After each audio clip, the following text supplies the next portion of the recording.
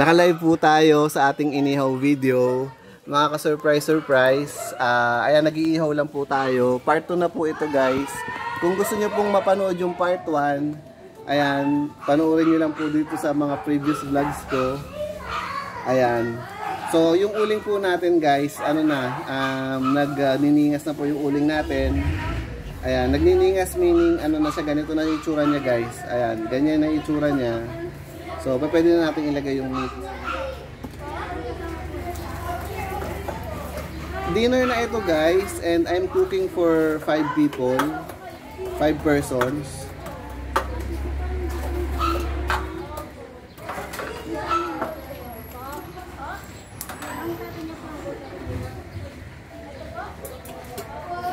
Ayun, sa mga hindi pa nakakaalam kung anong itsura ng liempo. Ang liempo po, guys, is it's a pork.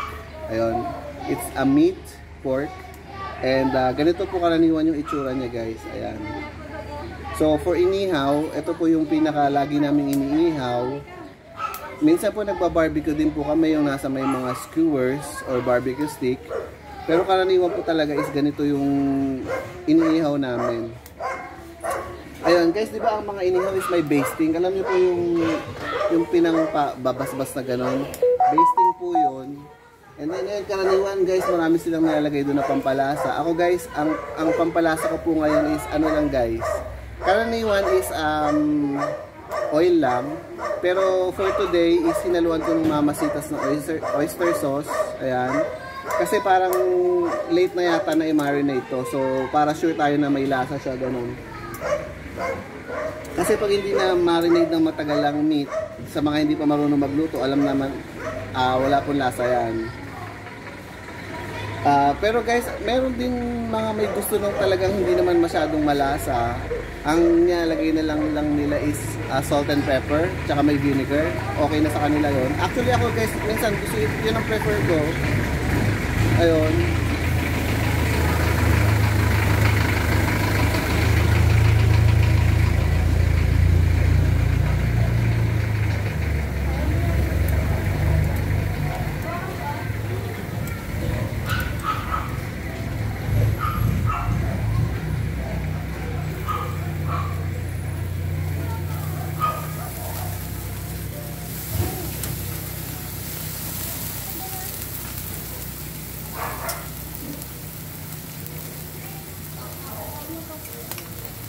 Mga around September, ganun, August, September. Mga ganitong oras, guys, ano yan, maliwanag pa. Pero ayun, siguro maliwanag pa rin. Talagang ano lang, maulap lang today, ganun. So ayan. Okay lang, guys, nga, kahit hindi na natin matapos tong inihaw video na ito, 'di ba? Initially naman ang talagang goal ko lang naman for today is ayun, makapag-live nga dahil dito sa Facebook natin, mga ka-surprise dito sa vlog. Ayun.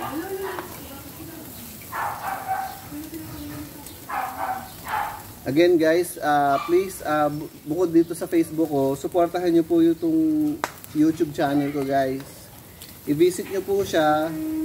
And then, ayun, guys, sabi ko nga, kahit hindi nyo na-like, guys, mag-subscribe na lang kayo, okay na sa akin yun. It will help my channel grow. And kayo na rin, guys, in-urge ko po kayo na mag-vlog na rin po kayo. Mabuti po yan, guys, para pag yung sa mga mahal nyo sa buhay, na pag namimiss kayo, pag wala na po kayo, is instead of tumitingin po sila sa pictures, sa mga pictures, ayan, diba, pwede nilang napanood din tayo. So, ayun, makikita nila yung presence natin nung nabubuhay pa tayo. So, let's check muna itong vlog natin kung what's happening na. Ayan, guys, ganito na po yung maliwanag pa rin naman sa labas. Pero ayun nga, since nandito po tayo sa loob ng bahay, loob ng bahay, ano? I mean, loob ng veranda, medyo madilim na po. Ayan, nakaka 4 minutes na tayo dito. Ayan, guys, stay tuned lang. Ayan. Again, guys, so sa mga nangyari all over the world, di ba, yung si Hurricane Milton, and nga, hurricane ang tawag ko nga, guys, kasi nga nasa USA yon. So kung nandito siya sa Asia, si Typhoon Milton. They call their typhoon as hurricane. So ayun nga guys, nakakalungkot dahil malakas po yun, 165, and maybe within the next 5 hours, ayun, tatamaan na po yung, sabihin na natin, subdivision nila, city nila. Kamusta naman po yun guys, di ba? And to top it all guys, kakatapos lang nung isang hurricane na malakas din, na tumama dun mismo sa area nila. So, dito yata sa Philippines, wala pang nangyayaring gano'n. Yung, let's say, sa Manila, same na Metro Manila within a span of 1 week. Wala pa yata tayo naranasan gano'n.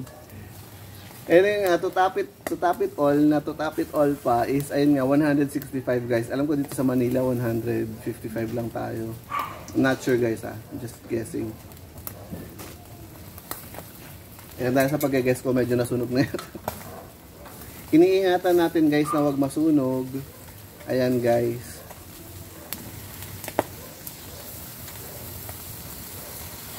At iniingatan din natin na wag masyadong ma-overcook kasi lumiliit ang meat pag na-overcook guys. Although sabi ko nga may ASF ngayon guys, 'di ba dapat talaga parang okay na yung overcook.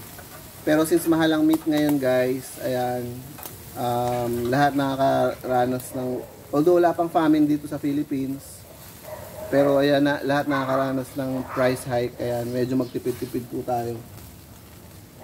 Ayan, yun din nga pala guys. Alam nyo naman guys na jobless po ako. Sa mga gusto pong tumulong sa akin financially, open po ako dyan. Mag-reach out lang po kayo sa akin. Jobless po ako since college. And ayun guys, I wanna take this opportunity para mag-thank you sa mga tumutulong po sa akin. Ayan, sa mga friends natin, ganyan. Guys, alam nyo, mas mabuti yung malaman natin kung sino yung mga friends natin na hindi madamot. Kasi guys, alam nyo, sa panahon ng ano tayo, wealthy tayo, dapat alam na natin kung sino yung mga friends natin na madamot para hindi natin sasamahan yung mga yun. Kasi guys, di ba, kung hindi naman natin na-experience na wala tayo, hindi natin malalaman kung sino yung mga friends natin na madamot sa hindi madamot. So ayun. At ako guys, alam ko na yung mga friends ko na madamot. Kilala ko na sila guys. So ayun. Nakakagulat guys talaga sa totoo lang na meron kang isang friend na hindi mo expect na let's say manghingi ka sa kanya ng pang Happy Meal. Kasi ganun ako guys nanghingi ako karaniwan ng pang Happy Meal. Ano ba ang pang Happy Meal guys? Alam niyo yung McDonald's Happy Meal. So it will cost you around 150 pesos to 200, $3. Subukan mo makahingi guys, yung sa mga wealthy friends nyo. Magugulat ka guys, hindi ka talaga tutulungan. Sabihin mo wala ka na makain. O siguro naisip ko rin, baka sinabi ko kasi pang Happy Meal, siguro dapat sinabi ko na lang na let's say pang sardinas, ganun. Pero yun guys, magugulat ka talaga na meron yung mga hindi ka tutulungan. ayun lang guys, ang suggestion ko sa inyo guys na siguro minsan kunwari kayo na wala kayong pera, gano'n. Ewan ko kung okay yun na guys, ay susubukin nyo yung isang tao. Ayun, susubukan nyo lang guys, manghingi kayo ng pagkain sa kanya. Magugulat kayo guys, promise, meron yung di magbibigay. Ayan, naka 8 minutes na tayo dito sa vlog. Ayan, so continue pa rin po tayo sa pag-iihaw.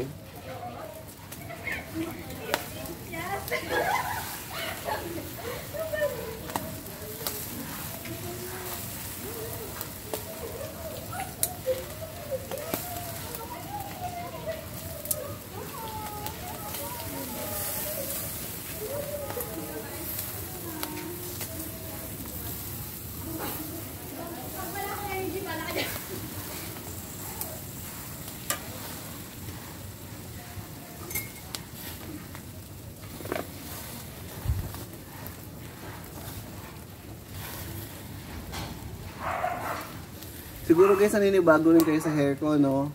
I think simula nung nag-start akong mag-vlog is, ang hair ko is, yung parang may bangs siya guys na Korean style, ganun.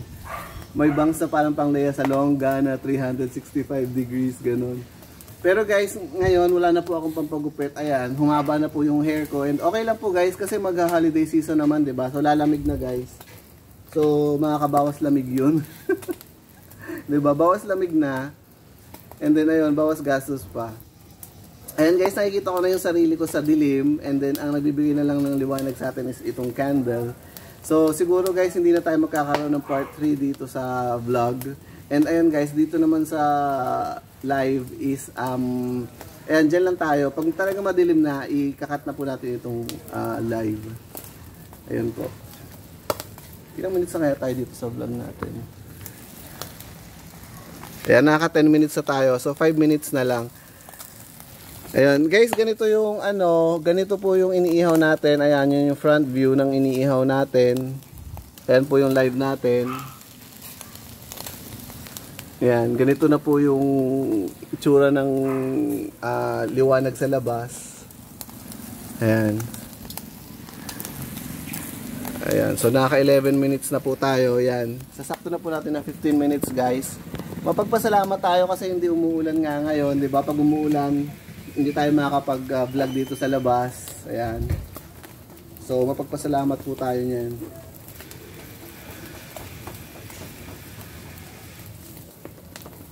And to top it all guys, hindi lang tayo nag-vlog, nagla-live pa tayo, di ba?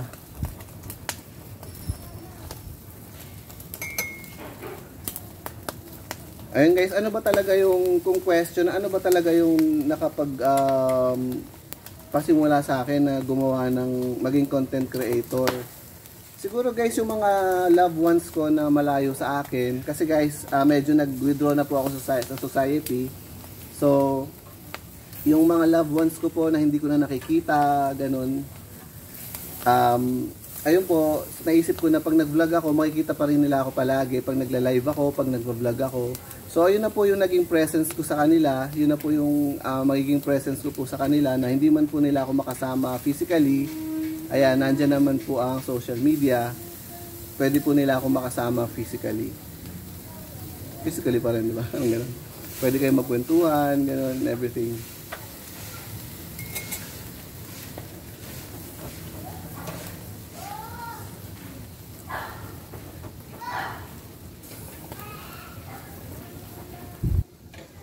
Excited na excited. Guys, hindi ako ganito laging ka-excited sa inihaw. Although masarap talaga ang inihaw, pero hindi ako nagiging ganito ka-excited. Ngayon talaga guys, ewan ko ba, excited na excited ako. Siguro guys, gutom na ako, or talagang matagal lang ako hindi nakapag-ihaw. Or talagang super thankful lang ako kasi nga ang dami nang nangyayari sa paligid natin na puro kahirapan, gera, hurricane, bagyo and everything. And tayo is okay pa rin yung kalagayan natin. Ayun. Especially guys, pag spiritually okay tayo. 'Di ba? Meron kasi diyan yung financially okay pero spiritually dead naman. So parang wala din. So ayun guys, I wish for all my friends na maging spiritually alive.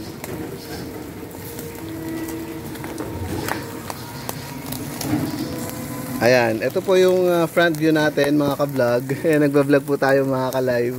Ito po yung front view ng iniihaw natin. And good luck naman, nag-aapoy na pala sa kadudaldal ko. Hindi ko na... Ayan.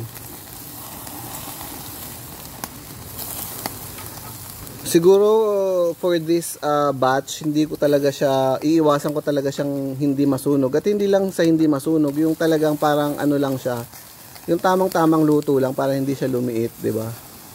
Kasi pag maliit na yung meat, parang wala ka na makakain. 'Di ba? Talagang ano tayo, guys, tipid.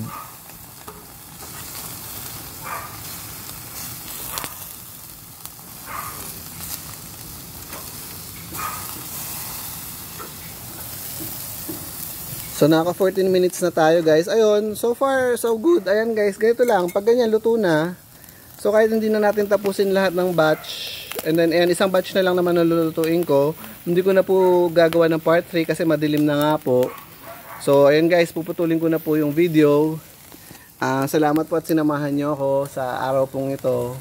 And again guys, watch my other videos. I-subscribe nyo po yan. Support nyo po para mag-grow po yung channel ko. And of course, gusto ko po guys, makikita ko rin po kayo nag-vlog na soon. Yun lang po. Magbabay na po kayo dyan sa mga ka-live natin.